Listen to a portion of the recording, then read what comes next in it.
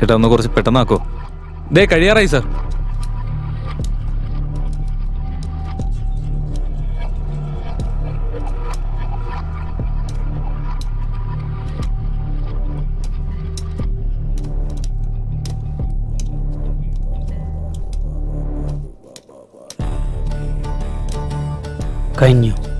കഴിഞ്ഞു സാർ. എന്താണ്?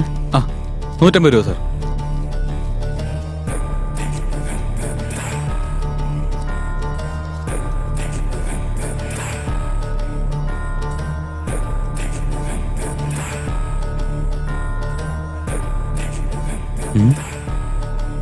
ഇയാളല്ലേ അത്?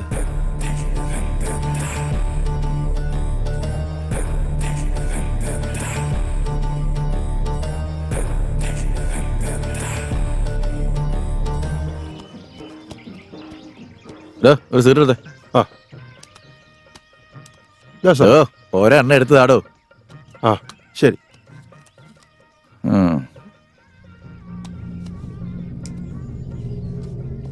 ബോസേ, നിന്നെ കൊണ്ട് എനിക്കൊരു കാര്യമുണ്ടാ. എന്താന്ന് പറ ബോസേ. ഫോട്ടോ അയച്ചത് നീ കണ്ടില്ലേ? അല്ല ബോസ്, ഈ ഫോട്ടോ ആർക്കാ അയച്ചു കൊടുത്തേ? അണ്ടർവേൾഡ് കിങ്ങിനല്ലേ? നാട്ടില് മുഴുവൻ പരതുക, ചുമ്മാ പരത് അല്ല, ഫുൾ ഒബ്സർവേഷനിൽ പരതിക്കൊണ്ടിരിക്കുക. ഈ കാര്യത്തിലൊരു ടെൻഷൻ വേണ്ട. ഈ കാര്യം സാധിച്ചു എന്ന് കൂട്ടിക്കോ. പിന്നെ അവസാനം നമ്മളീ പരിഗണിക്കണേ. ആദ്യം ഏൽപ്പിച്ച ജോലി നീ പ്രതീക്ഷിക്കാത്തതിലും വലിയ തുക നിനക്ക് കിട്ടും. ഓക്കെ ബോസ്, എന്റെ ഡീലൊന്ന് കഴിഞ്ഞോട്ടെ. ഇനി സിഗരറ്റ് അല്ല, തന്റെ കട മൊത്തമായിട്ട് അങ്ങ് വാങ്ങും. ഇത് പറ്റില്ലായിരിക്കോ? ഇയാളെ കൊണ്ട് ഉള്ള പറ്റുവരെ ഇതുവരെ തീർന്നിട്ടില്ല.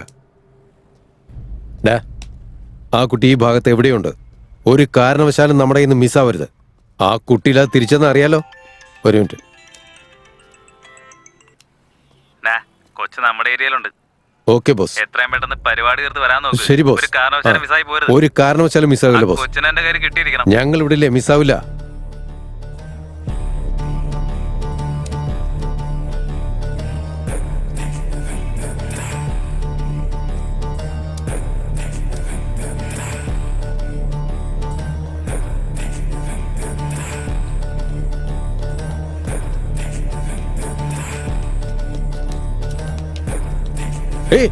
അവിടെ കുട്ടി അവിടെ ഉണ്ടോ? പിടിക്കണം.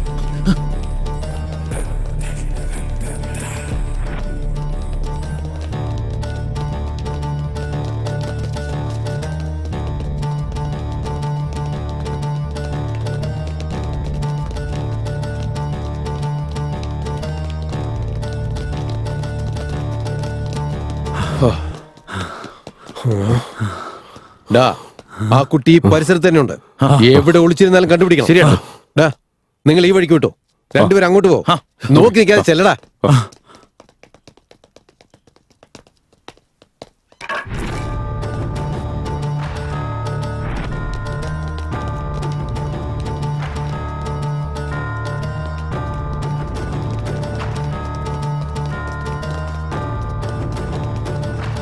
നിങ്ങൾ ആരും കണ്ടില്ല?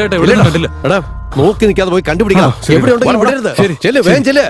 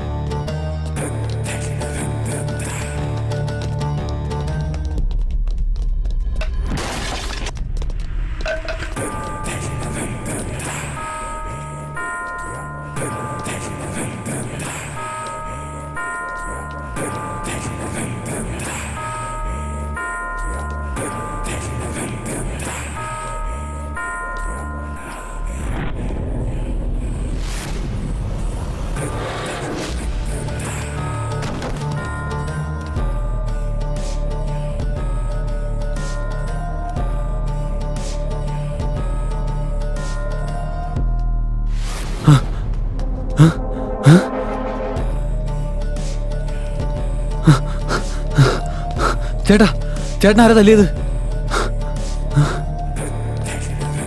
ഡാ.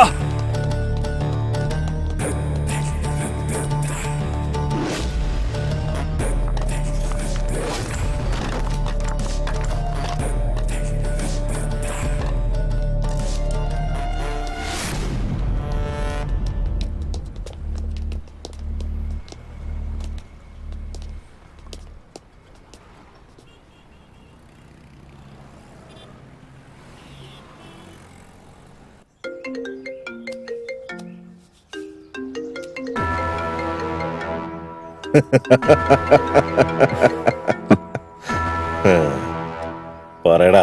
ബോസ്, ആ ബേബി നമ്മുടെ വീണ്ടും മിസ്സായി.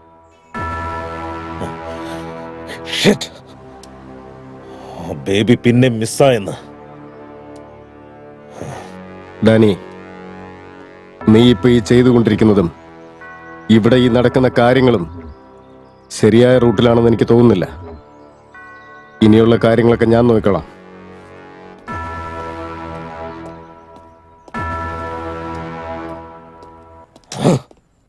അവക്ക് വേണ്ടി ഞാൻ ജീവിക്കുന്നത്.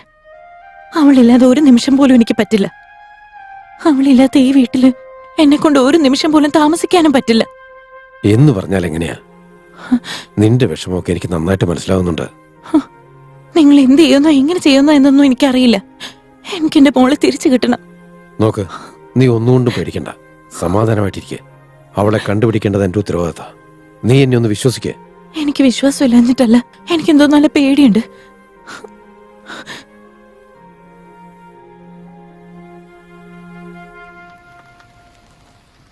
ഈ കുട്ടിയെ പോലീസ് സ്റ്റേഷനിൽ ഏൽപ്പിച്ച എന്താ കുഴപ്പം?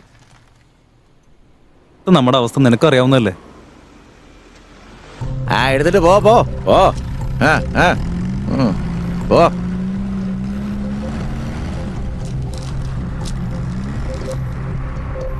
വിക്കി, പോലീസ്. പേപ്പറൊക്കെ കറക്റ്റാ. ശരി ശരി വിട്ടോ.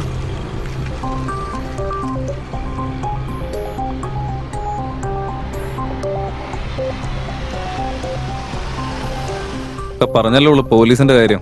അതുകൊണ്ടില്ല, എല്ലായിടത്തും പോലീസ് തന്നെ. എന്തൊക്കെ പറഞ്ഞാലും മറ്റുള്ളവരുടെ കണ്ണിൽ നമ്മളായിരിക്കും കിഡ്നാപ്പേഴ്സ്. ഒരു ജയിൽവാസത്തിനുള്ള വകുപ്പുണ്ടെന്ന് ഉറപ്പായി. കരുനാക്ക് വളച്ചൊന്നും പറയാതിരിക്കും, ഒരു പ്രശ്നം ഉണ്ടാവില്ല.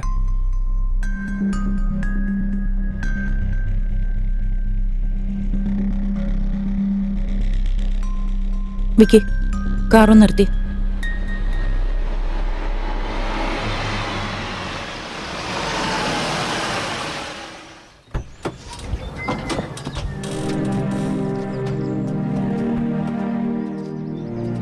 ഏയ് നിക്ക്. എന്താ നിനക്ക് എന്തു പറ്റി? വിക്കി, എന്തൊക്കെയാ സംഭവിക്കുന്നത്? ഇവരൊക്കെ ആരാ?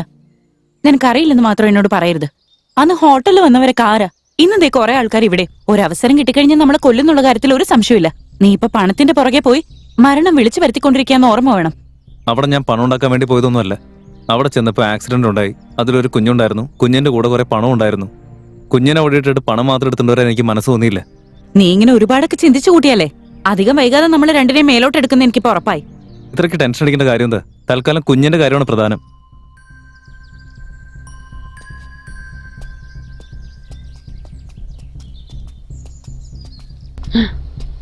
വിക്കി, ദേ അവിടെ.